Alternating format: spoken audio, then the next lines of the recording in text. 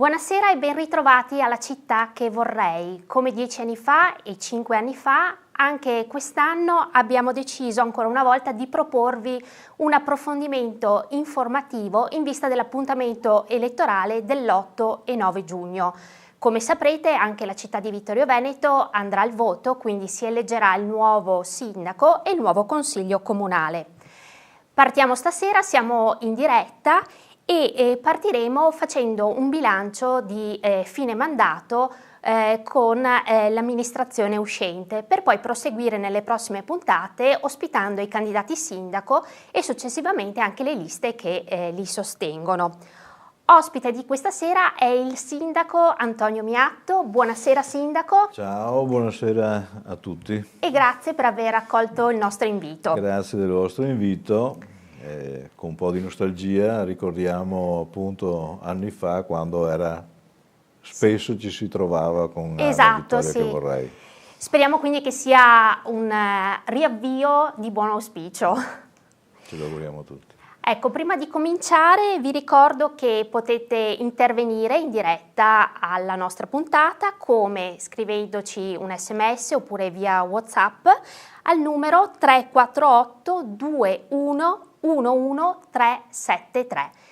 Come sempre le nostre dirette sono anche sui social dove potete seguirci e condividere le nostre dirette. Ecco sindaco, sono passati 5 anni ormai dal suo insediamento, forse a lei sembra ieri. Che ricordi ha di quell'inizio, di quel maggio 2019? Intanto vediamo anche delle immagini che ricordano quel suo primo ingresso in municipio. Beh, li ricordo, tu dici che magari per me sembra ieri, invece non è così, nel senso che questi 5 anni me li sono goduti tutti e 5, goduti fra virgolette, perché sono stati anni particolarmente difficili, sì, con delle difficoltà assolutamente inattese che hanno determinato un pochettino anche l'evolversi di tutta la tornata amministrativa. Sono stati 5 anni pesanti. Dal punto di vista umano, perché, cosa vuoi? Un ansioso come sono io, che non molla mai, ho dovuto praticamente passare questi 5 anni quasi senza ferie, impegnato tutti i giorni per moltissime ore e quindi con sacrificio personale e soprattutto anche della mia famiglia. Approfitto per ringraziare mia moglie che non mi ha mai intralciato il percorso, il lavoro che facevo e quindi si è adattata alle cose. La ringrazio. E naturalmente in questi 5 anni ho potuto seguire anche pochettino il resto della famiglia perché i tempi non c'erano mai, sì, a sufficienza, ecco, così, per soddisfare anche questo aspetto umano. Per il resto ho trovato un mondo molto difficile, molto più difficile di quello che avevo già vissuto come assessore prima e annusato come consigliere ancora prima, perché lo sapete tutti quanti quali sono state le grosse difficoltà che abbiamo trovato.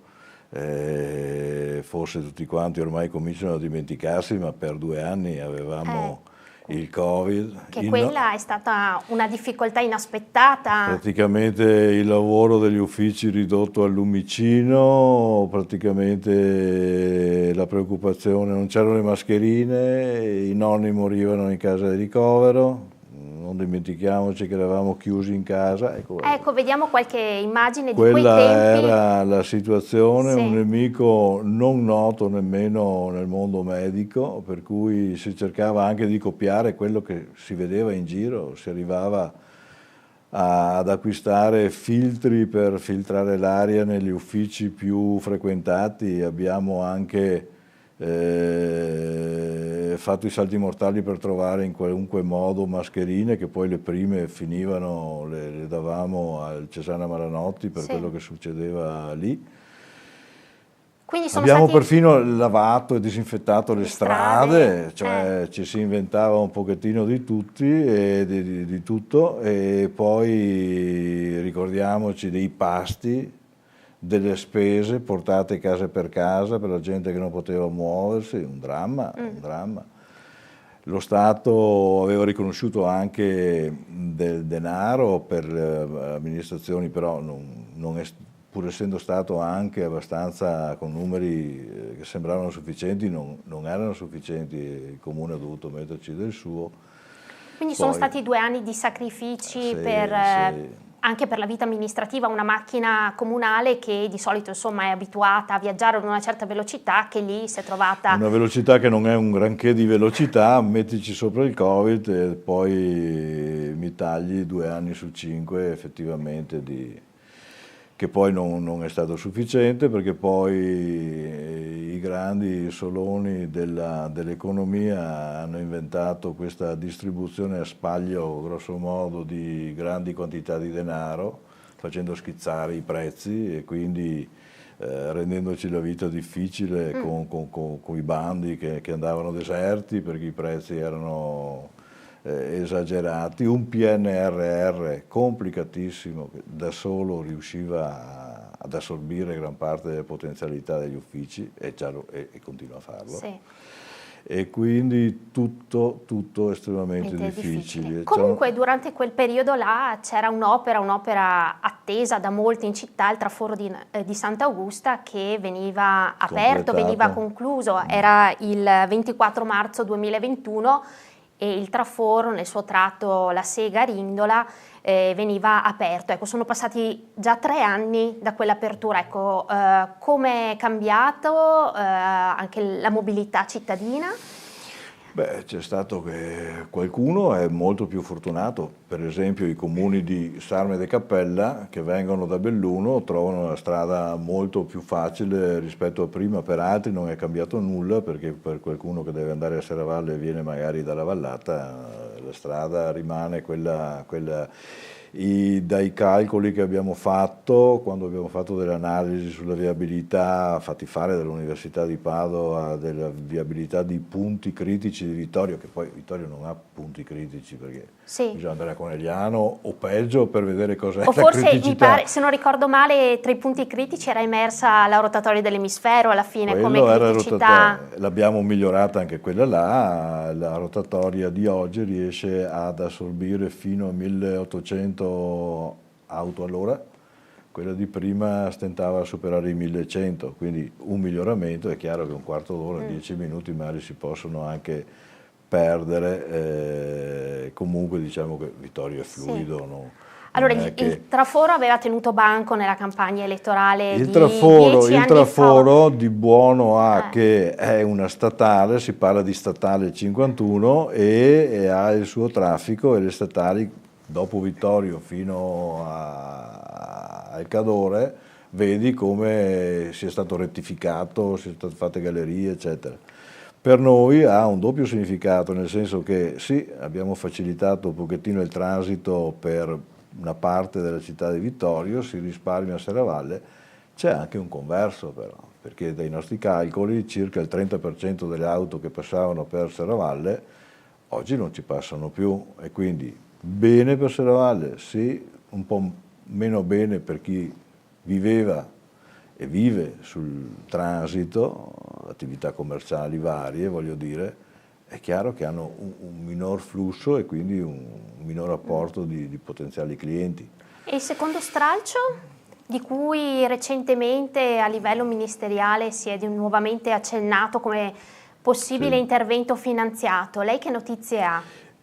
Quelle che ti dicevo allora, ovvero sia che quello stralcio là che era legato poi a tutta una viabilità che arrivando ad Anzano poi piegava a sud sarebbe riemersa in statale 51 all'altezza dell'Aerocampo Nostro, quella lì è stata stralciata e rimaneva in essere quel secondo traforo della nostra Collina della Salute per sbucare dietro l'ospedale. Io all'epoca per diversi motivi ero stato anche a Roma, mi era capitato di vedere i progetti molto incerti perché erano tripli, erano ipotesi, diciamo così. Poi il Ministero ha continuato, ha fatto delle prospezioni geologiche sulla collina della Salute, è stato quantificato un pochettino il lavoro che servirebbe per questo secondo traforo, era stato quantificato in più di 50 milioni, sui 55-59 milioni. Adesso con i prezzi di adesso non so dove siano arrivati. Comunque sì, la fase progettuale è continuata, però che sappia io, di fatto non c'è la volontà di farlo adesso. Al momento rimane scritto nel libro dei sogni. Per esempio la famosa bretellina, quella che andava a completare il nostro disegno di superare meglio il quartiere di San Giacomo per salvarlo un pochettino dal grosso traffico che lo appesantisce, sembrava che dovesse entrare come unica opera in provincia di Treviso nell'ambito di tutte le opere per le Olimpiadi. Al momento credo che sia fermo anche quello. Quello avrebbe risolto la quota parte del problema di San Giacomo, però neanche quello l'abbiamo visto progredire. Sì, ma poi e costerebbe molto meno, perché siamo sull'ordine degli 8, all'epoca perlomeno, degli 8 milioni. Quindi un collegamento tra via della Bressana e via Caldelivera, giusto? Praticamente dalla via Mattei della zona industriale si verrebbe su lungo la ferrovia per risparmiare Campagna, arrivando appunto su via Ippolito Pinto per raggiungere l'autostrada di là, o superare Vittorio più facilmente, Emisfero, Coop, diciamo così, e Traforo. È fermo. Si vedrà. Promesse tante, poi di fatto al momento nulla di nuovo. Lei accennava prima ai fondi PNRR, che sono fondi che l'Unione Europea ha iniziato a stanziare proprio per favorire il rilancio, la ripartenza degli stati dopo la pandemia. Sì. In città, in particolare, voi avete partecipato come amministrazione a 2 bandi di rigenerazione urbana, quello per l'ex caserma Gotti, dove sono stati intercettati circa 2,5 milioni di euro, e quello per la Valle Alpisina, 1,5 milioni di euro. Opere che devono essere concluse nel 2026, interventi che sono partiti. Ecco, a che punto siamo, Sindaco? Allora, come PNRR abbiamo chiesto e abbiamo ottenuto anche di più, di quei 5 milioni, 3,5 sulla Gotti, 1,5 in Valle Alpisina. Abbiamo partecipato a 7 diversi bandi del PNR relativi alla informatizzazione e li abbiamo beccati tutti per un ammontare superiore ai 700.000 euro, e fra l'altro quelli non era obbligatorio investirli subito, per cui ne abbiamo investiti già un 35%, il resto lo si può tenere a disposizione sempre per quel motivo, però.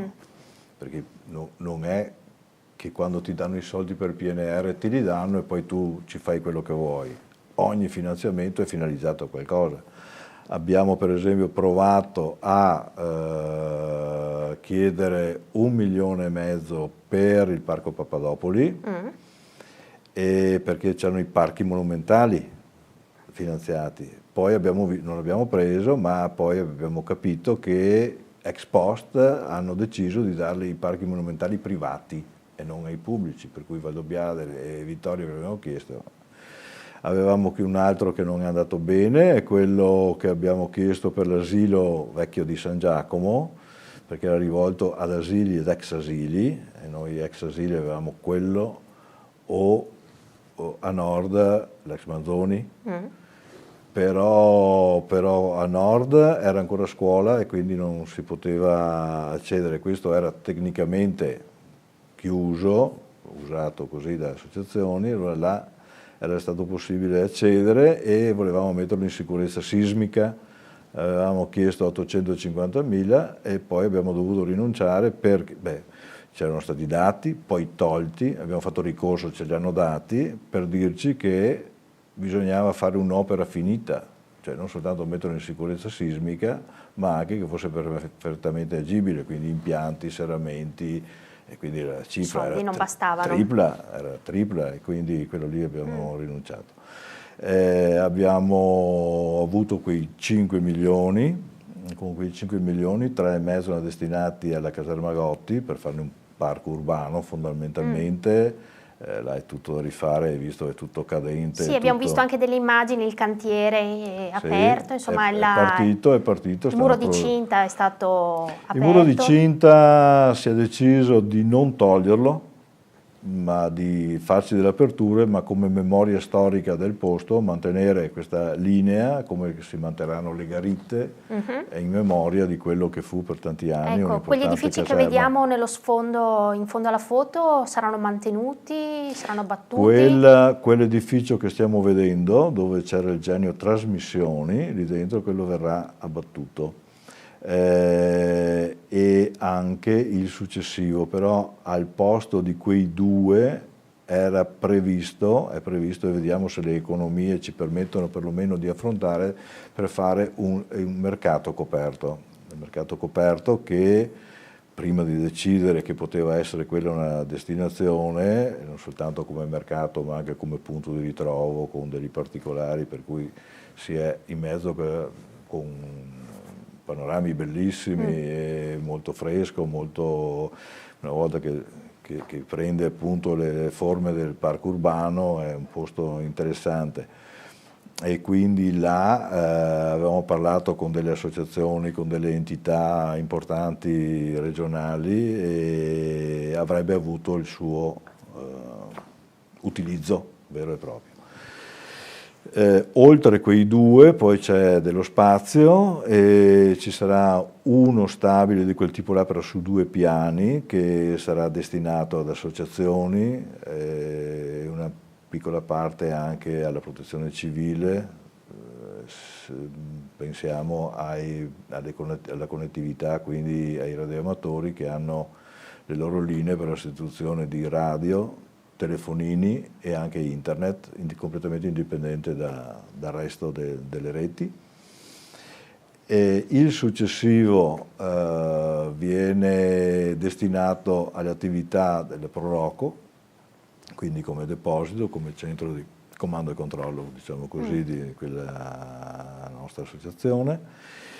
La parte più profonda, quella vicina al Meschio, invece esula, è fuori di quello che è l'intervento del PNRR. Che dove ci sono l'AVAB, giusto? Dove c'è attualmente l'AVA, sempre protezione civile, quindi si parla, e dove ci sarà l'ingresso posteriore, quindi connesso con la pista ciclabile. Ci sarà un ingresso particolarmente bello che porterà da est all'interno di quella grande area. Lì è tutto marcio, impianti elettrici, idraulici, gas, che poi gas non si può usare nel PNRR, solo pompe di calore. Quindi attenzione all'ambiente. Sì, attenzione all'ambiente, un'attenzione molto costosa all'ambiente, e quindi avremo questo polmone. Per il resto dell'area invece, circa la metà dell'esistente, un po' meno della metà, rimane invece ancora in proprietà del demanio militare, che lo mette all'asta, e vediamo come meglio fare, perché è brutto da vedere anche tutta quella serie di crolli, perché sta crollando tutto quanto, e quindi diciamo che abbiamo dato la stura a quel polmone molto importante, che può diventare molto importante. La Valle Pisina come degrado è stato accettato subito, perché lì con lo spopolamento che c'è stato nella Valle Pisina e lo stato di abbandono c'è anche un degrado sociale, senza rinnovo di giovani che possono insediarsi, di attività che sono andate morendo a causa dell'autostrada, e quindi siamo andati a premiare quei punti di interesse turistico per i vittoriesi e anche per i vari turisti. Quindi abbiamo pensato di riattivare i laghi blu, che era una bella realtà, l'area camper, che era stata iniziata ma non finita, la finiamo appunto per renderla attiva, Torre di San Floriano, con servizi vari, ecco. I laghetti blu saranno accessibili già da quest'estate? Saranno accessibili da quando avremo finito di fare il parcheggio fuori, che era una distesa di sasso, hai presente, senza nessuna forma particolare, sarà strutturato come un vero e proprio parcheggio. All'interno ci saranno delle strutture a servizio di chi vorrà passare qualche ora al fresco, quel posto molto bello, per cui andiamo a ripristinarlo coi dovuti modi.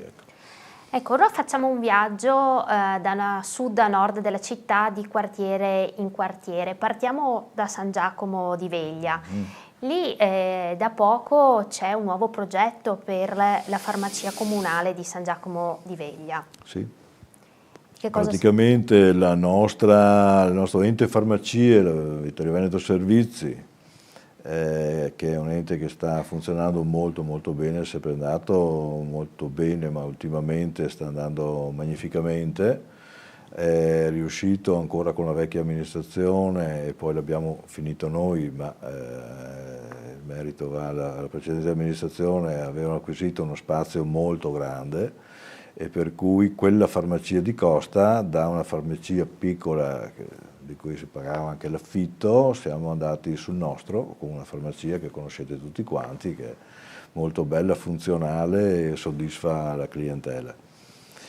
Quella del centro è stata fatta una seconda operazione di acquisto di un negozio vuoto in aderenza, l'unico possibile, per cui abbiamo approfittato, perché sennò bisognava andare via volendo fare una farmacia più grande, adesso è diventata una farmacia adeguata ai tempi e alle necessità.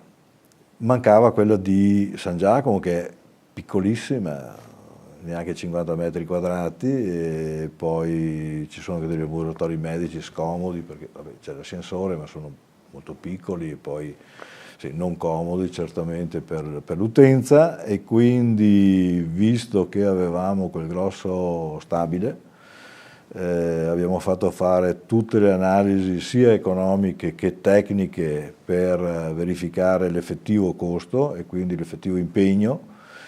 È risultato essere conveniente e quindi abbiamo dato libertà la facoltà alla Vittorio Veneto Servizi di acquisirlo, e l'ha acquisito, e adesso basta come ultimo passaggio quello di autorizzare l'ente farmacia di fare quel mutuo necessario per procedere al recupero di quella zona. Quindi anche questo contenitore vuoto della città avrà un futuro, una nuova destinazione. Sì.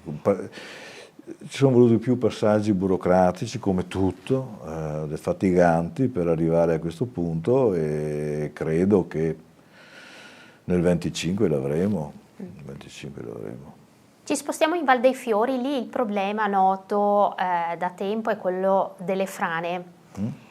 E so che la sua amministrazione, proprio anche per intervenire sulle frane, ha fatto uno studio preventivo intercettando anche dei fondi. È stata una delle prime cose che abbiamo fatto, cioè abbiamo pensato che invece di spendere enormità di denaro per rimediare a frane già avvenute, dal momento che si vede già prima quando una strada cede, quando c'è qualche smottamento che prelude alla frana, magari con pochi soldi si riesce magari a mettere in sicurezza, e magari una cosa che doveva crollare fra un anno, 2 anni, 3 anni, invece non frana più perché l'acqua viene irregimentata, perché si fanno quelle opere necessarie che il geologo dice, per cui magari per decenni il problema non ci dovrebbe più essere. Abbiamo fatto, mi ricordo, proprio all'inizio, anche perché il primo giorno che ho fatto il sindaco sono andato su una frana a Formeniga io, Ho cominciato con una frana, proprio sul pezzo. È il segnale, no, della sfortuna che ci avrebbe perseguitati.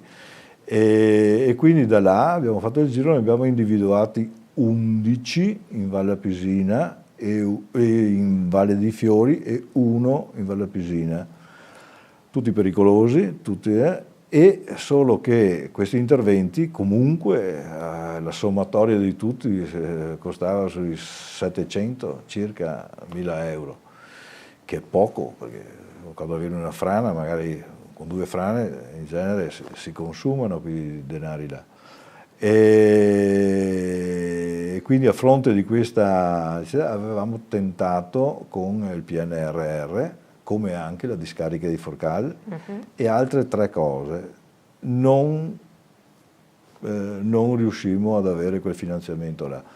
Evidentemente avevano avanzato dei soldi, evidentemente qualcuno aveva rinunciato al finanziamento per un qualche motivo, sta di fatto che dei 5, 2 sono stati riconosciuti ex post, frane e discarica di Forcal, quindi bingo 2 volte. E adesso interverremo. Quindi alla futura amministrazione l'onere di avviare quei lavori per però cui già c'è il finanziamento. parte già con progetti in corso, con finanziamento ottenuto, la stessa discarica di Forcal. Dopo ci arriviamo quando parliamo di Forcal. Ci spostiamo, proseguiamo nel nostro viaggio da sud a nord. Ecco. Vicino alla Val dei Fiori c'è il quartiere di Ceneda, con la sua piazza. Già la precedente amministrazione aveva messo sul tavolo una possibile riqualificazione di piazza Giovanni Paolo I. Anche lei, se non sbaglio, l'architetto Follina, avete commissionato uno studio anche per l'adiacente biblioteca, altra criticità. Là, in quella piazza Ceneda è grande, ma quando si parla di Ceneda si parla di quella piazza.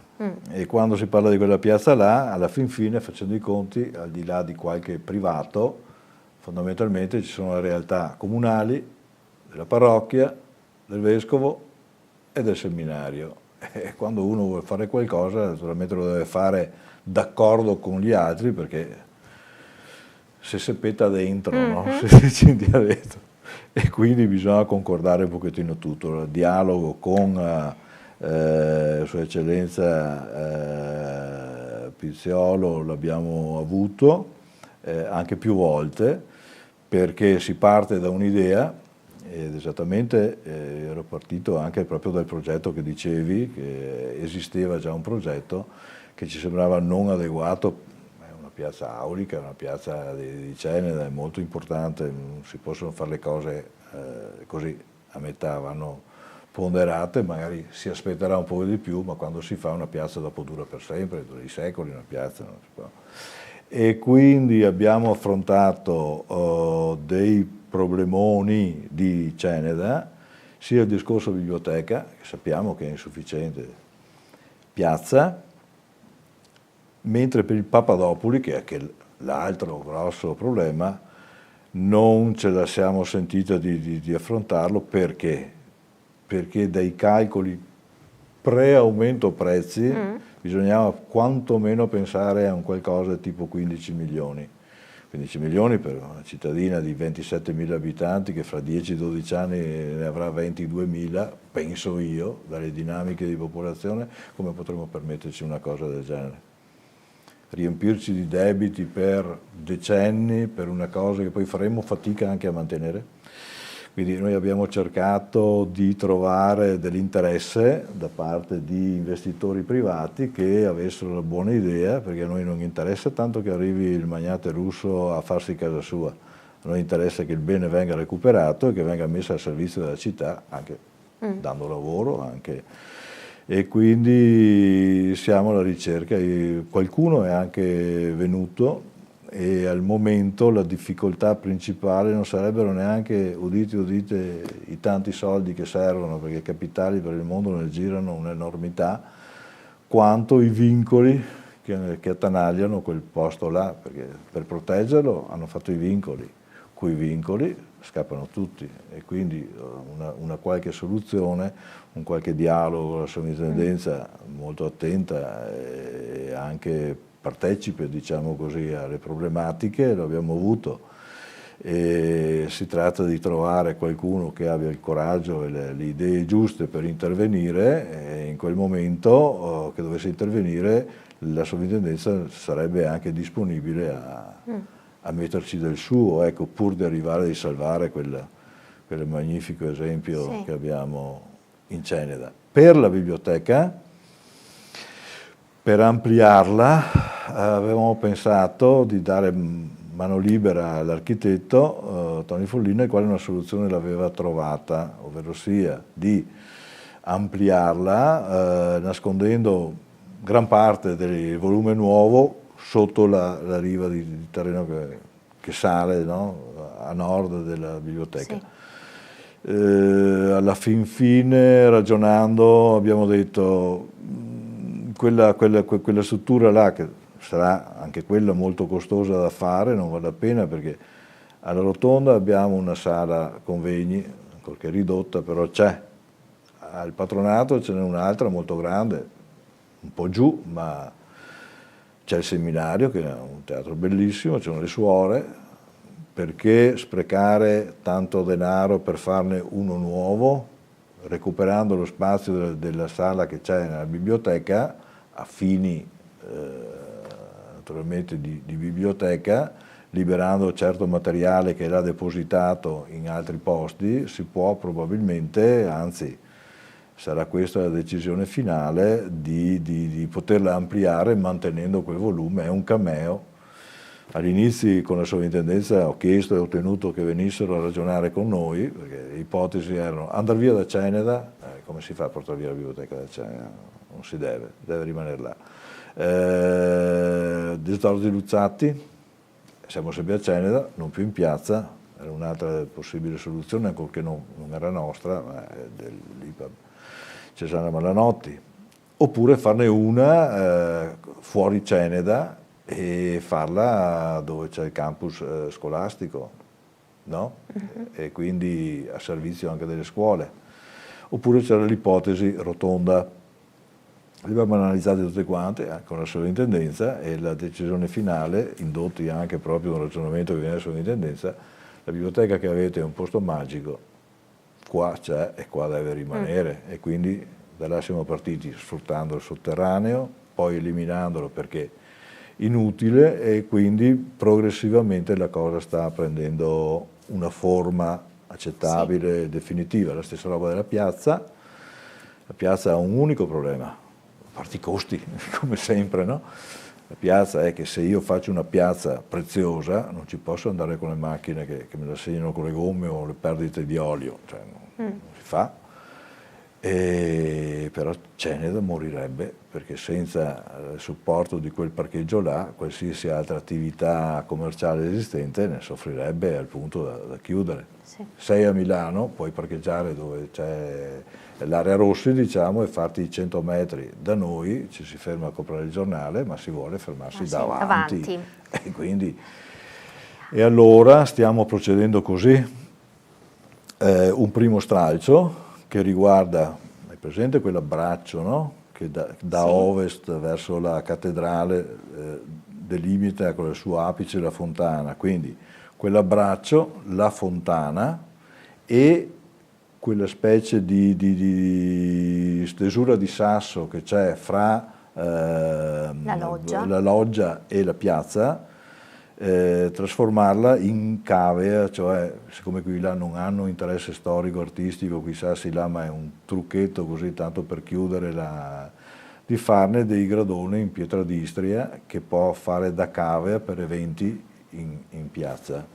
La cosa era anche piaciuta a livello di sovrintendenza, quindi stiamo elaborando questo primo stralcio intanto, e attraverso quel primo stralcio avremo modo di agire sulla fontana del Cardinale. Altre questioni.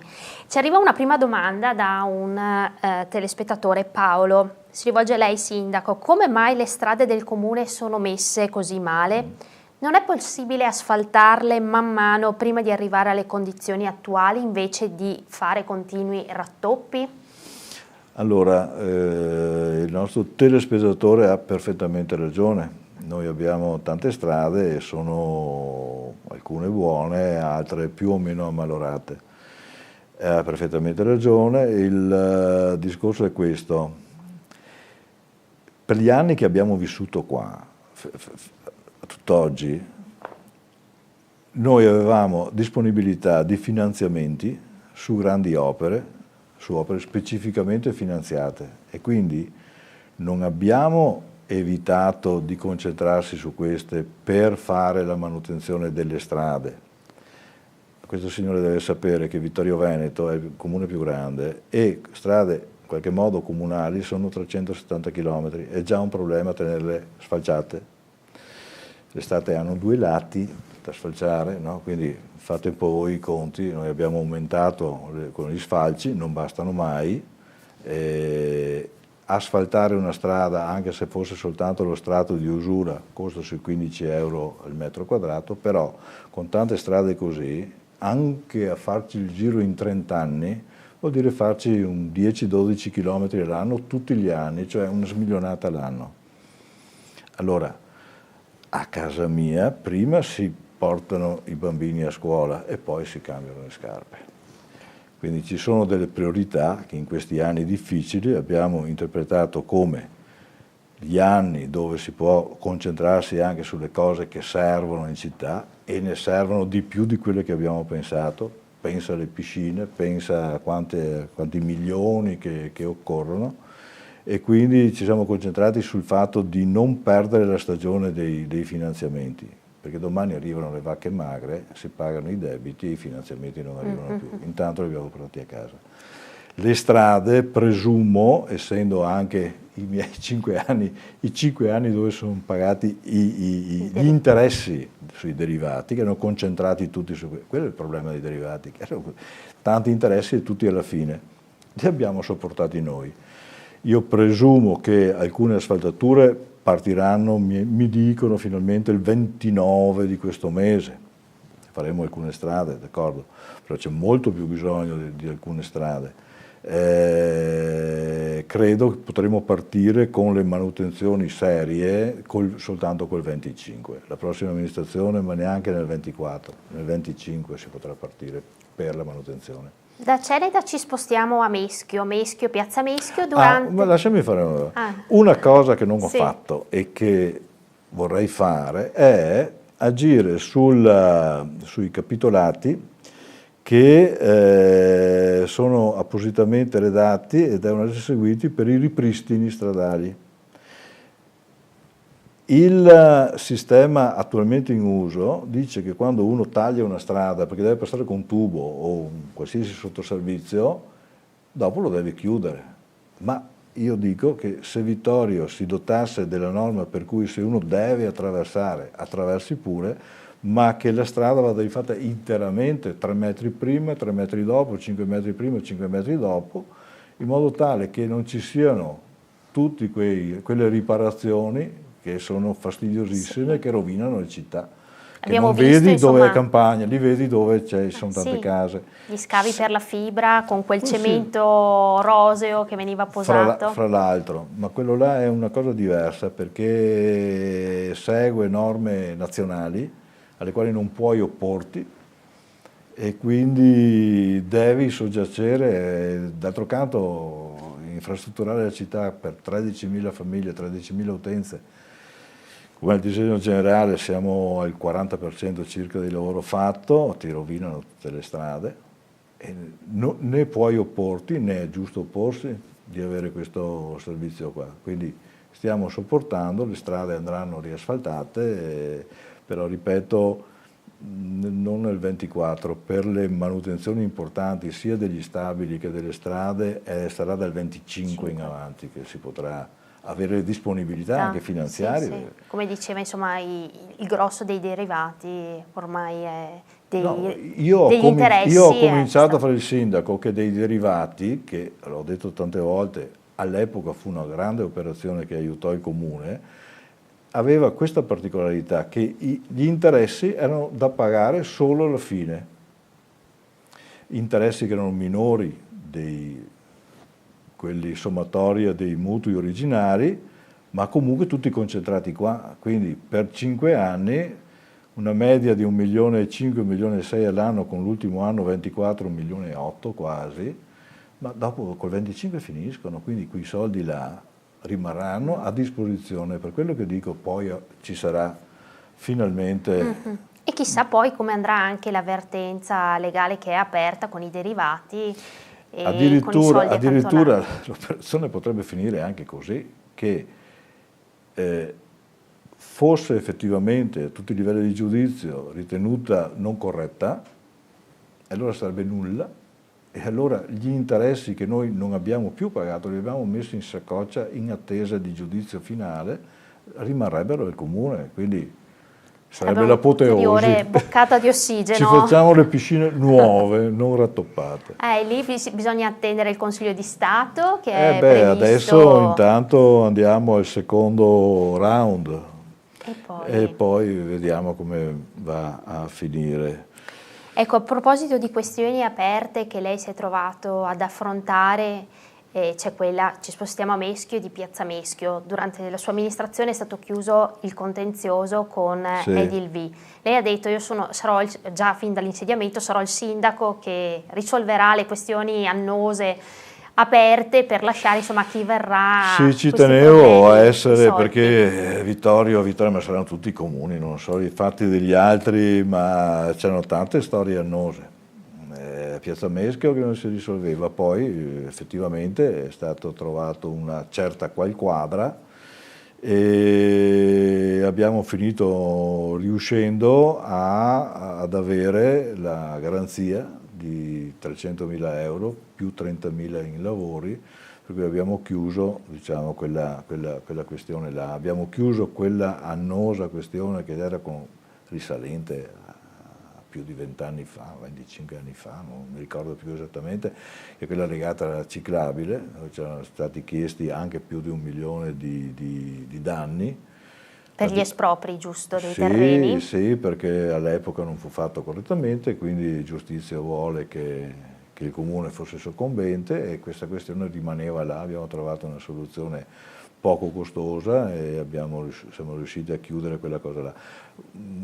All'inizio c'era anche un altro problema che si era palesato ancora in campagna elettorale, quella della chiusura di via Martel, ti ricordi? Sì, il passaggio a livello. Quindi già dal primo giorno c'era quel problema là. Abbiamo trovato una soluzione anche là, nel senso che solo proponendo di chiuderne 2 invece che 1, Ferrovie ha accettato di mantenere aperta via Martel. Quindi in emergenza di corsa abbiamo creato quella bretellina nuova in zona industriale, abbiamo chiuso l'ultimo confine con Conegliano. Buono. E soprattutto abbiamo ottenuto da Ferrovie 670.000 euro per ogni chiusura, che invece via Martella avevano ceduta anche senza nessun finanziamento da parte di Ferrovie. Invece noi, quando chiuderemo il secondo, che abbiamo cominciato e adesso stanno progettando la chiusura anche del secondo, quello del famoso sottopasso, avremo messo in tasca 1.340.000, cos'è? Che viene fuori la sommatoria di 6,70 per 2, che ha già assorbito il primo intervento nostro e che mitigherà il secondo. Ecco, a proposito di strade... Il PAT, un'altra questione, sì. Il PAT sono 16 anni che hanno iniziato a fare il PAT e confido di chiuderlo io. Mm-hmm. Martedì, giusto, c'è l'incontro per le osservazioni del PAT? Martedì c'è l'incontro informativo con la commissione nostra perché ci hanno chiesto di poter vedere la trattazione, viene fatta in provincia, ma a livello informativo hanno chiesto di conoscere i contenuti di queste osservazioni e le presenteremo, l'abbiamo promesso, e il giorno 22 alle ore 17:30 lo presenteremo in sala consigliare. Proseguiamo in questo viaggio, le tappe sono ancora lunghe, quindi dobbiamo fare anche un po' di sintesi perché sono già le 21:44, il tempo vola. Ecco, si inserisce nella discussione delle strade un altro telespettatore che dice: facile criticare l'amministrazione, se da parte di tutti i cittadini ci fosse più senso civico la città sarebbe più in ordine. Bravo sindaco, firmato Alberto. Grazie Alberto, quindi, nessun merito. No, ma è vero, cioè quando si vede dello sporco per terra si dice ma perché non pulire? No, ma dico io perché sporcare, cioè, la città è grande, tenerla pulita. Guardate soltanto i cestini che mettiamo fuori, il cestino non è un costo da metterlo fuori, il costo del cestino è il costo di pulirlo, di svuotarlo. E quando si vedono i cestini destinati ad accogliere quelle cartine che uno può avere per strada, pieni di immondizie di casa, è un viziaccio che, insomma, bisogna che... Ci sono dei paesi in cui la gente è obbligata a tenere scopato davanti a casa, ci sono dei paesi dove la gente è obbligata a segare, no? Il verde antistante. Chissà che ci sia questo cambio di pensiero o magari anche recupero di quello che era un po' il senso civico di una volta, proprio di un tempo. La struttura di Vittorio come è fatto, guardate che è impossibile, umanamente impossibile, tenere tutto segato, tutto in ordine, tutto pulito. Non ce la faremo mai. Vittorio Veneto dovrebbe avere il triplo di popolazione per dare l'energia all'amministrazione per poter fare meglio. Già credo si facciano anche miracoli. Ma... Proseguiamo, ci spostiamo a Costa. A Costa c'è l'ospedale che durante la pandemia è stato convertito in Covid Hospital, adesso sono ripartite buona parte delle attività, non ci sono tutti i reparti che c'erano prima del Covid. Immagino insomma che il tema, quello della sanità, è un tema sensibile, sì, caro a tutti i vittoriesi. Sì, a tutti ci ammaliamo e tutti abbiamo piacere di avere tutti i servizi vicini. Qua il discorso si fa più complesso perché anche Vittorio fa parte del sistema sanitario nazionale e se il sistema sanitario nazionale è debitamente finanziato si esprime in un certo modo. Se si va in ristrettezze è chiaro che bisogna ottimizzare le politiche messe in campo per cui le specialità tendono ad essere accentrate in alcuni ospedali, mentre altri ospedali dislocati sul territorio cercano di dare il primo soccorso ed avere una qualche specialità ciascuno molto che attiri, che dia servizio. È un buon sistema, è chiaro che non si può pretendere che tutti i servizi siano ad elevato livello, cioè se il momento che una donna deve avere un bambino preferisce andare in un ospedale dove c'è una nascita ogni 3 giorni o in un ospedale con anche la neonatologia pronta? Il parto non è una malattia, però può diventare molto serio in quel momento là.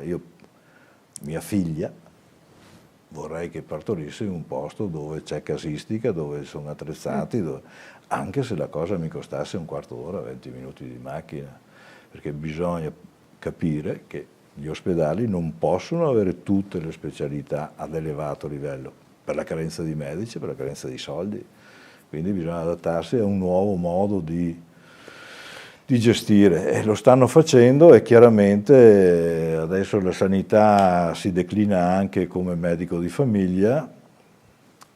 Io ero dipendente dell'US, ero veterinario, comunque non medico, però un pochettino ci si conosceva dentro e ho potuto seguire anche tutte le difficoltà nel fornire medici di base. Diciamo siamo stati fortunati, a Vittorio fino adesso non sono mancati, ma guardate che in molti comuni manca anche il medico, quindi cerchiamo di capire che, e per alcuni anni sembra che il numero di medici disponibili non sia ancora abbondante. Per adesso non sta andando male.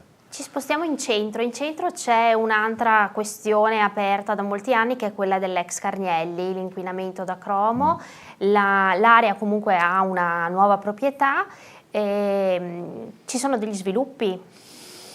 Allora, dal punto di vista dell'inquinamento sembra stabile, nel senso che vengono fatte delle analisi con sistemi che stanno diventando sempre più precisi, più invasivi, diciamo, nel senso che pozzi vecchi ormai obliterati sono stati rinnovati, sono stati fatti dei campionamenti in modo più scientifico.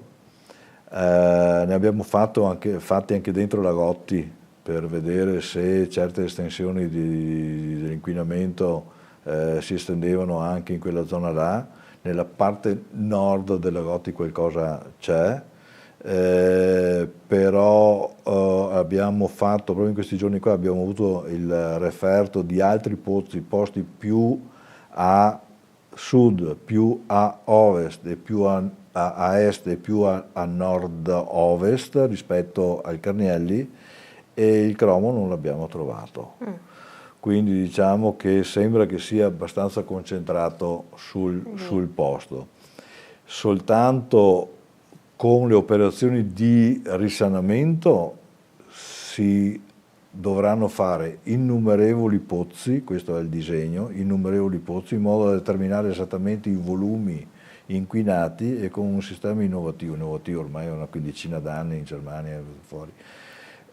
Si interviene sul metallo, sì, sul cromo, diciamo così, cambiandone la valenza e quindi rendendolo inerte, innocuo, come le carri portapacche di una bicicletta.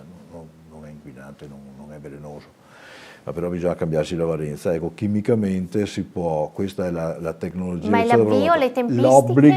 L'obbligo che hanno i proprietari è quello di farlo prima di fare qualsiasi intervento edilizio. Voglio spiegare che la Carnielli non è del comune, è di privati, i quali sono liberi di fare il loro intervento quando vogliono. Il giorno che presentano effettivamente un progetto, cosa che a tutt'oggi non l'hanno fatto, il giorno che lo presenteranno sanno che prima di eseguire devono procedere a fare quello. Tutti ci auguriamo che sia il più presto possibile, ma il tutto è nelle mani di un investitore privato. Ci spostiamo a Serravalle, lì c'è una questione annosa, insomma, che tiene banco da diverso tempo, di amministrazione in amministrazione, che è quella del porfido, e ci arriva una domanda proprio da una serravallese o un serravallese. Ecco, dice: vorrei domandare al sindaco cosa hanno fatto per Serravalle. Vorrei ricordargli che in 5 anni non sono riusciti neanche a chiudere una buca in via Martiri della Libertà. Grazie. Perfettamente ragione, non ci siamo riusciti.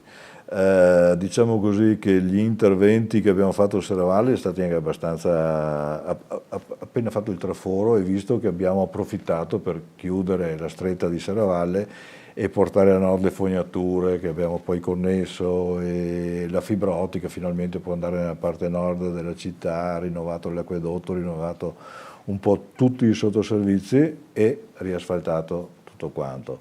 È stato un intervento importante, diciamo. Lì c'è via Roma, qui sassi che si staccano, con sotto un acquedotto del 1908, quindi senza fognature, e c'è via Martiri. Riusciamo a partire con via Roma. Per cui c'è un finanziamento, giusto? C'è un contributo arrivato dalla C'era Regione? stato un contributo che è diventato di poco conto negli anni, perché sono poco più di 80.000 euro quelli messi a disposizione da quel finanziamento. Però lavoriamo sempre ottimizzando, quindi abbiamo aspettato la disponibilità di Piave Servizi, che ha piacere naturalmente di poter sostituire un tratto di acquedotto che deve essere sicuro, perché non vai a rompere una superficie del genere per una piccola riparazione. Quindi si cambia quell'acquedotto, si introducono anche le tubazioni per le fognature, e col finanziamento che abbiamo partiamo da basso e si sale finché si finiscono gli euro. Quindi, non so, più o meno fino alla piazza intanto ce la facciamo. Non ce l'abbiamo fatta con invece via Martiri. Una cosa che dà fastidio a tutti, a noi amministratori vorremmo averla come un biliardo, invece è così. Si sommano difficoltà di ordine ambientale, difficoltà di ordine tecnico, perché mi hanno spiegato che quando l'hanno fatto effettivamente sotto non c'è spazio per fare un sottofondo adeguato perché resista di più.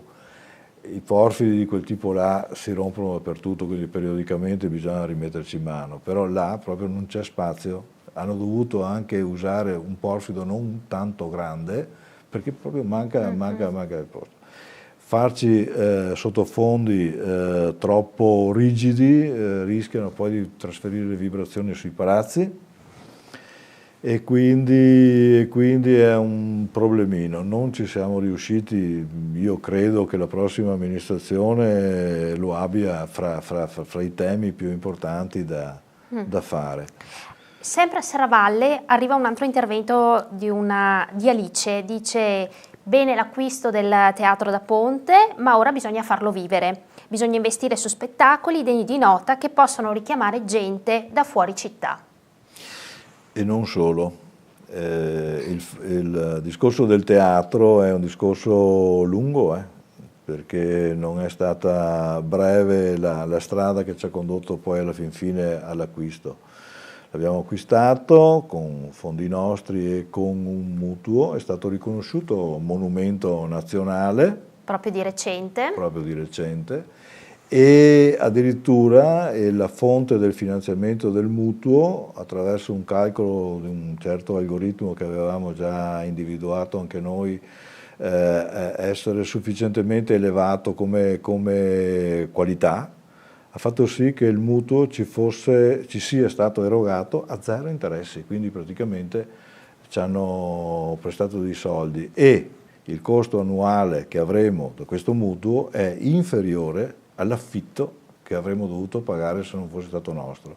Quindi per me è un passo molto importante e qualificante per la città, anche perché su quel posto là insiste una scuola di teatro estremamente importante, con 350 allievi che vengono e risiedono a Vittorio Veneto, anche dalla Sicilia, per seguirla. Quindi è un'attività anche economicamente interessante per la città, ma culturalmente di primaria importanza. Io ho chiesto all'attuale gestore, Edoardo Fainello, di cui tutti conoscono la qualità, di presenziare anche lui domani mattina alla presentazione di tutto l'escursus lunghissimo e adesso finalmente concluso, perché le valenze che ha l'insieme teatro più scuola, credo che anche questo qua, come il concorso di violino, porterà gente dall'estero a seguire corsi in modo continuativo qua in città. Quindi sono disegni che un po' alla volta abbiamo costruito grazie alla bravura e alla professionalità di Fainello e ci darà grandi soddisfazioni in città. Ecco, una domanda flash su San Lorenzo, questa località montana che forse non viene mai citata. Lì c'è un problema dell'acquedotto successo anche di recente, che parte dei residenti siano rimasti senza acqua. Anche lì ci sarà un intervento di Piave Servizi flash come risposta. Ma Piave Servizi ha una quarantina di comuni, no, che serve. E questo problema della siccità, se era ben noto in località Pradal, perché io l'ho vissuto nei miei 5 anni, ma però molti anni prima è cominciato questa segnalazione di le famiglie eroiche che continuano ad abitare il posto e sono senza acqua. Ma in tutta la costa della pedemontana il problema c'è. E ogni famiglia aveva il suo pozzo, la sua vena di acqua che serviva a casa, anche perché potabile fin là. Però con le siccità che ci sono state, le problematiche sono emerse. E quindi a questo punto abbiamo Pradal di tradizione, ma San Lorenzo che improvvisamente una decina, mi pare sia una decina di famiglie che avevano la loro acqua, adesso non ce l'hanno più. Stamattina li ho visti, simpatici amici da tanti anni, e ho chiesto, piovendo l'acqua è tornata la vostra? Sì, è tornata, però arriverà anche il secco e rimarranno ancora senza. La difficoltà di Piave Servizi è impegnare tanti soldi per poche famiglie, quando ci sono posti dove c'è bisogno per tante famiglie con gli stessi soldi magari. Quindi nelle priorità non è certo. Penso che per risolvere problematiche del genere, che non sono poi neanche solo di San Lorenzo, sono di altri borghi di montagna soprattutto, bisognerà trovare una qualche formula per cui il comune, la provincia, un qualche ente aiuti, finalizzi un qualche investimento a dare quel quid agli enti che gestiscono l'acqua per sbilanciarsi verso queste situazioni di marginalità, ecco, Sì, così. che è quello che è stato sottolineato anche in uno degli ultimi consigli comunali, quando c'era ospite il direttore, il presidente di Piave Servizi, in cui insomma si è sottolineato a più voce come la città, in particolar modo la Val Appisina, dia l'acqua a gran parte delle utenze di Piave Servizi, La però Valle Appisina dà acqua che rappresenta grosso modo il 35% di tutta l'acqua erogata da Piave Servizi su una quarantina di comuni, quindi ne dà di acqua. Sì. Adesso con l'acquedotto nuovo, quello grosso che fanno, ne darà ancora di più e poi sappiamo noi che è acqua di grande qualità, ma dà viabilità, dà 4 volte la corrente consumata nel comune di Vittorio Veneto, zona industriale compresa. Ecco, la Valle Appisina ne produce 4 volte tanto per dire la generosità di un posto Sì. che poi che magari però non ha... è non bistrattato. ha- Ecco, a proposito di Val Appisina, lì c'è la questione delle frane che sovrastano il versante dei Boschi Grandi, quindi a 9. Più volte durante la sua amministrazione, era successo anche nella precedente, le frane sono colate sulla strada, c'è stata l'interruzione, adesso c'è questo sistema di sensori che fa attivare in caso di movimenti, semafori, E però funzionano anche. sì, L'ultima Ci volta sarà? qualche giorno fa, ma per qualche ora soltanto, Sì. poi c'era la luce, sono andati i tecnici, hanno visto di cosa effettivamente si trattava. Quindi c'è una prima, diciamo, sicurezza, però Sì. un intervento risolutivo che garantisca, insomma, che non ci sia Allora- future chiusure, visto che è l'unica via di collegamento gratuita per chi Sì, esatto. abita a nord di Sì. Nove.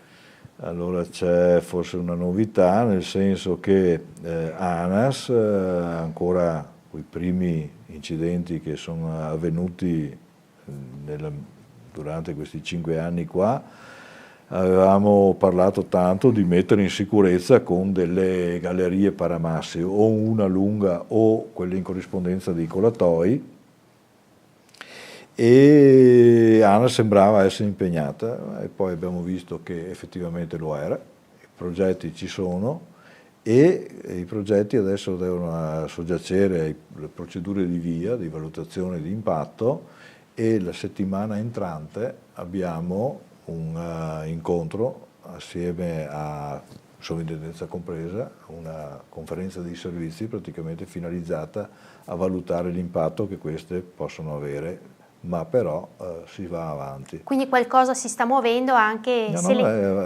anche i tempi, insomma, della burocrazia. con i tempi della burocrazia naturalmente non si sfugge, però siamo arrivati, ecco, alla valutazione, alla via di questa opera, quindi verrà fatta. Ecco, e per chiudere questo nostro viaggio nei quartieri, Forcal, le accennava prima la discarica di Forcal. La parola Anche fine, e anche questo era un suo impegno. Sì, infatti io c'ero arrivato perché col consiglio di ieri sera bastava che avessero votato sì e noi si poteva passare con la variante all'esproprio e via le opere, perché i soldi li abbiamo ottenuti grazie al PNRR e quindi era tutto pronto, il progetto c'è, già approvato dalla provincia, tutto. E a coronamento dopo di quella chiusura là avevamo anche progettato di farci sopra almeno un paio di comunità energetiche che a nostro intendimento siano finalizzati a 2 cose, cioè la corrente ha pochi soldi, a chi la diamo? Beh, un atto di giustizia per tutti coloro che residendo nei centri storici non possono dotarsi di fotovoltaico, è proibito, quindi possono diventare soci consumatori, e una parte invece da dedicare agli ISEE più deboli, in modo che possano comprare la loro corrente a prezzi migliori di quelli di mercato. E quindi sarebbe stata un'operazione che speriamo il prossimo sindaco possa portarlo avanti. Mi sarebbe piaciuto, dopo tanto lavoro, di avere almeno quella soddisfazione là. Mi è stata negata, grazie a chi me l'ha negata. Per chi non ha visto il Consiglio Comunale di ieri sera, adesso facciamo magari qualche anche domande sulle ricadute. Allora, ieri sera c'è stato il Consiglio Comunale e c'erano alcuni punti all'ordine del giorno, tra cui la variazione al bilancio di previsione e al documento unico di programmazione che dovevano inserire questa ed altre opere e investimenti per la città. Punti che a maggioranza con le opposizioni e i consiglieri della Lega sono stati rigettati, così come poi è stato anche respinto l'atto di indirizzo per valutare l'acquisto di alcuni negozi sfitti in quadrilatero. Allora, Sindaco, stiamo entrando nel vivo anche della campagna elettorale, sappiamo che lei sostiene il candidato sindaco Gianluca Posocco, mentre la Lega, il partito a cui lei non è più iscritto, sostiene un altro candidato sindaco, Giovanni Braido. Quindi la maggioranza di fatto è divisa tra due candidati sindaco. Ieri sera se l'aspettava questa dura presa di posizione? Mi aspettavo naturalmente, perché i giochi politici portano a questo, mi aspettavo che ci fosse anche qualche nota da parte della mia maggioranza, della mia ex maggioranza, che mi sostenne con tanta forza all'inizio. Così non è stato, è stato doloroso per me perché persone che ritenevo amiche, che fossero impegnate politicamente in un partito in cui io continuo a credere, ma in queste condizioni non posso esserci dentro, ho una faccia sola, quindi se mi trovo bene fra alcune persone mi iscrivo e faccio la mia parte, altrimenti non è possibile per me, mi è contrario. E si sono comportate, mi scusino tutti, molto male, perché hanno anteposto gli interessi di un partito agli interessi della loro città. Sanno tutti quanta fatica abbiamo fatto, annosa fatica, per portare a casa quello che abbiamo proposto ieri sera, la chiusura della discarica di Forcal, il termine del Palazzo Piazzoni, l'illuminazione completa della città, finalmente tutta illuminata a costi contenuti con il project financing che annoso e in modo trafelato siamo riusciti a portare a compimento. Hanno voluto bloccare tutto e hanno anteposto gli interessi di un partito agli interessi della loro città. Io pensavo di far parte di un partito dove conoscevo tutti, dove sapevo il loro valore, la loro passione. La Lega si distingue un po' dappertutto per le capacità amministrative, per la volontà che esprime nella buona amministrazione, e ieri sera invece ho scoperto che i miei amici leghisti invece si sono persi l'occasione per dimostrarsi buoni amministratori. Antepongono interessi personali, interessi del partito, chiaro, anche quello è una bandiera, ma senza fare del male alla città. Ieri sera hanno fatto male alla città.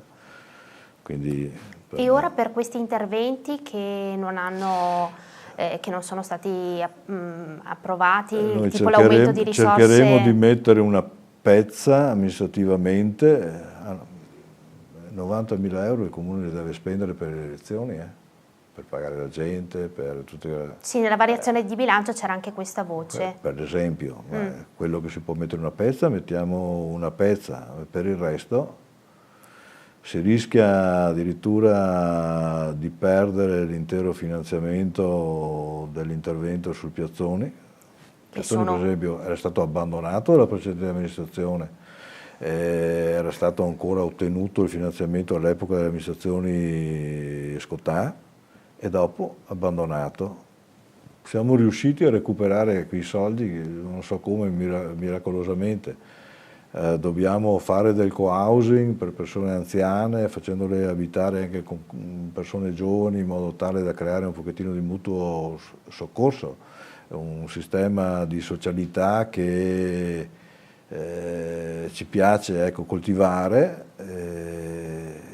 Per finire il lavoro serviva ancora certa cifra che ci hanno negato, quindi corriamo il rischio, se non rimaniamo dentro certi tempi, di dover rendere l'intero finanziamento, quindi mette in pericolo non solo per le persone deboli. Avevamo sempre nel bilancio una variazione di 70.000 euro, mi pare, riservata alla palazzina che c'è in via Galilei per il dopo di noi, per le persone psichicamente più deboli, per farle vivere, ecco, in modo più autonomo possibile, un supporto importante per le famiglie, per queste persone. E qua è un progetto che è stato finanziato dall'autorità urbana coneglianese e vittoriese, quindi che implica un progetto, che implica l'azione e l'intervento di più comuni, e tutti devono fare la loro parte. Adesso non so io come vada a finire, vanno studiate un pochettino le carte, però un grosso danno alla città che mi aspettavo dalla minoranza, che alla fin fine fa il suo mestiere, non so, quello di intralciare continuamente e correggere, non soltanto intralciare, per l'amor di Dio, la minoranza ha la sua funzione, ma che sia venuto da persone che ritenevo più attente alla città che loro stesse, questo no. Ecco, ci sarà proprio la prossima settimana l'ultimo consiglio comunale del suo mandato, il 24 aprile. All'ordine del giorno ci sono 2 punti importanti. Uno è una variazione di bilancio che è correlata ad un contributo, dopo magari ce lo dice meglio, relativo all'intervento di sistemazione del sentiero di Sant'Augusta complessivamente da oltre 1 milione di euro, e l'altra invece è il Consiglio dovrà autorizzare l'accensione di un mutuo alla Vittorio Veneto Servizi proprio per quell'intervento di cui dicevamo prima di ristrutturazione dell'ex scuola elementare Sauro. Teme che mercoledì sera si possa replicare quanto visto ieri sera? Mi aspetto di tutto a questo punto, però vorrei che tutti si mettessero una mano sulla coscienza e che non antepongano interessi propri sugli interessi della città. È interesse della città di andare avanti con tutto il processo di rinnovamento e di ampliamento delle nostre farmacie, e se vogliamo avere la farmacia nel 25 fatta, compiuta e funzionante, bisogna fare le corse, e quindi serve questo passaggio qua. L'altro invece è una cosa che mi sono inventato per strada, che sarebbe il percorso di Sant'Augusta, che è nel cuore di tutti noi, è un intervento del cuore, come lo chiamo io, e partendo dalle scalette, quelle realizzate dalla famiglia J qua a Vittorio Veneto, fino alla sommità, fino al santuario, tutti quelli che la percorrono vedono in che stato versa, e quindi è un'operazione alla quale ci tenevo, che ci sono arrivato un po' alla volta grazie anche al buon cuore e all'applicazione di un architetto di valore che abbiamo qua a Vittorio Veneto. Il progetto è stato fatto, abbiamo l'esecutivo, è stato approvato dalla sovrintendenza, e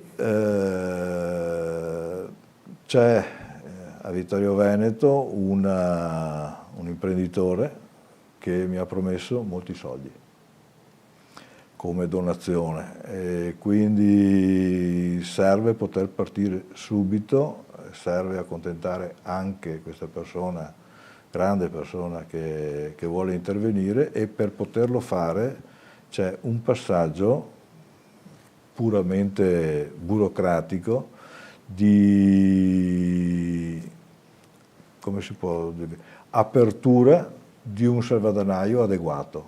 Noi andiamo ad aprire, cioè quel costo che dicevi di circa 1 milione più IVA, 1.100.000 erotti che sembra costare l'opera, avevamo ipotizzato che ci fosse una donazione, un totale di donazioni di 200.000 euro. La donazione sarà maggiore. Possiamo dire quanto lo dirà poi mercoledì in Consiglio? Ecco. E quindi bisogna creare il salvadanaio adeguato, cambiare quel numero. Ecco. Che è di più di 200.000 che euro. È molto di più di 200.000. Sindaco, e quindi è una grande soddisfazione per tutta la città, e serve un passaggio scrivi un altro numero invece che 200.000. E quindi sarà... E quindi i consiglieri vedremo. sapranno se è il caso di allargare il salvadanaio o no. Ok. Allora, ci avviamo verso la conclusione. Abbiamo detto che lei non si ricandida a sindaco. Un ansioso come me che di giorno lavora e di notte non dorme, alla mia età è meglio che, no? Però Cambi. sarà candidato, giusto? In una Io lista. darò una mano perché io, sanno tutti, appoggio il mio vice attuale Gianluca Posocco, che lo scelsi perché già lo conoscevo, che è molto più giovane di me, molto capace, ha dato prova anche col commercio, con le manifestazioni, eccetera, ha dato prova di sé e nel segno della continuità, del completamento. Di solito i sindaci dicono i 5 anni prepari e esegui nei secondi. Noi abbiamo fatto meglio che abbiamo potuto, abbiamo cercato anche di anticipare le cose, pur con le difficoltà incontrate. Se il prossimo sindaco fosse Gianluca Posocco, secondo me, gli elettori fanno quello che vogliono naturalmente, secondo me si darebbe una buona continuità e la chiusura di un percorso. Ecco, Daniele, telespettatore, dice: sindaco, in tutta coscienza crede di aver fatto un buon lavoro durante il quinquennio di mandato? Io rispondo in base alle mie capacità e in base alle mie capacità ho messo tutto quello che potevo.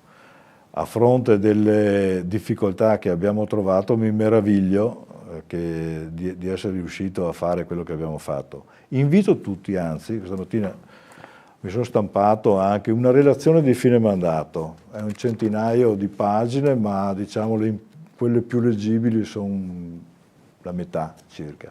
Invito tutti ad andare nel sito del comune, digitare relazione di fine mandato 19-24 e tutti potrete vedere l'elenco che soltanto a vederlo fa impressione per il contenuto di quanta roba è stata fatta.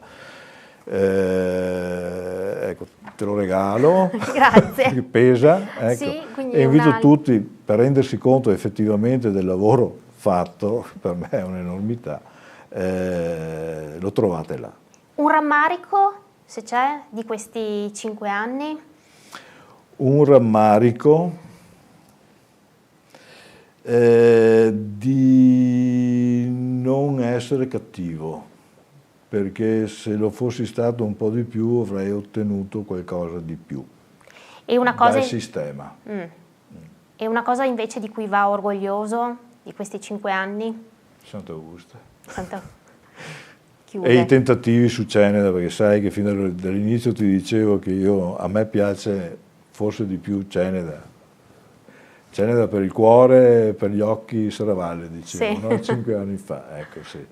E quei grossi problemi di Ceneda troveranno sbocco, sono già impostati, credo che non sia difficile andare oltre, ma mi sarebbe piaciuto poter intervenire con forza anche a Ceneda.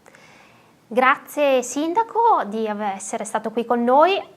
Questa forse è l'ultima volta nella veste di Sindaco in questi studi, quindi ecco, magari un saluto ai nostri telespettatori. Io ringrazio i vittoriesi per avermi dato fiducia e tanta preoccupazione, perché quel grande risultato ottenuto voleva dire, mi preoccupò fin da subito, perché io dico questi cosa si aspettano da me e io vi ho dato tutto quello di cui ero capace. Grazie Sindaco Antonio Miatto, grazie anche a Federico Campodall'Orto alla regia e ai tecnici Davide Parpinello e Matteo Ruzza. La puntata ovviamente potrà essere rivista sulla Tenda TV, sul sito internet, sui social, e vi invitiamo anche a spargere la voce sul ritorno della trasmissione La città che vorrei. La città che vorrei vi dà appuntamento lunedì 22 aprile alle ore 21, sempre in diretta. Avremo il primo candidato sindaco ospite, Mirella Bagliana, quindi la incontreremo e avremo modo di intervistare il primo candidato sindaco dei 4 al momento emersi in città. Vi ringrazio ancora e vi auguro una buona serata.